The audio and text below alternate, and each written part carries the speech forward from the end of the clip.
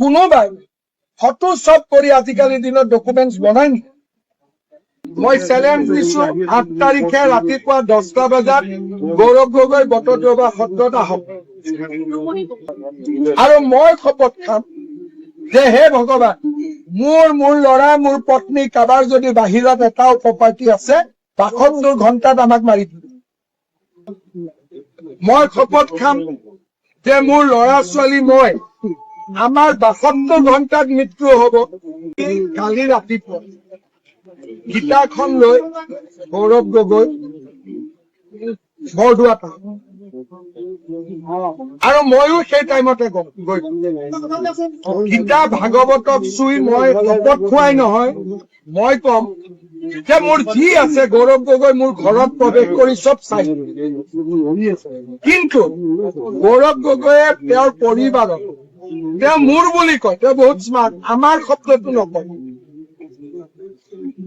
মইতো কওঁ মই মানে মোৰ পৰিবাৰ ল'ৰা ছোৱালী চব, যদি ভাৰতৰ বাহিৰত আমাৰ 1 ইঞ্চি কবাত এটা প্ৰপাৰ্টি আছে, গৌৰৱ গগৈ এইটো শপত খাব নে যে ভাৰতৰ বাহিৰত মোৰ আৰু মোৰ পত্নীৰ কোনো সম্পত্তি নাই? পাকিস্তানৰ বেংক একাউণ্টটো খুলি দিব নে? 2 বছৰত MP ইলেকশ্যন আৰু 2 বছৰৰ ভিতৰত গৌৰৱ গগৈ পৰিয়ালৰ যে সম্পত্তি 100% বাঢ়ি গ'ল, এইটোতো কোনো পেপাৰে নিলিখে। দুখ লাগে এইটো কাৰণে যে টাৰ্গেটটো অসমীয়া মিডিয়াৰ মই। কেতিয়াবা মোৰ চকু পানী ওলাই, কাম মই কৰো, ৰাতিয়ে দিনে কোভিড হস্পিটাল মই ঘূৰো, টাৰ্গেট মই। আৰু গৌৰৱ গগৈ পাকিস্তানত বেংক একাউণ্ট আছে, চিধা কাগজ দেখাই দিলো, তথাপিতো আপোনালোকে বিশ্বাস নকৰে। তাৰমানে বাপেক ডাঙৰ হলে চব মাফ।